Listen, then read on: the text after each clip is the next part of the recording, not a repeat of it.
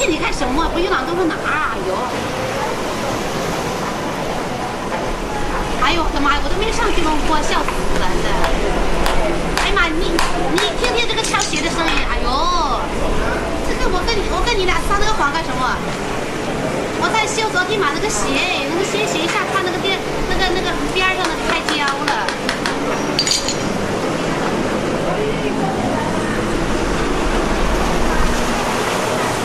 我们买衣服，我今天做公关的车回来。是了，就是我做阿凤姐的公司的车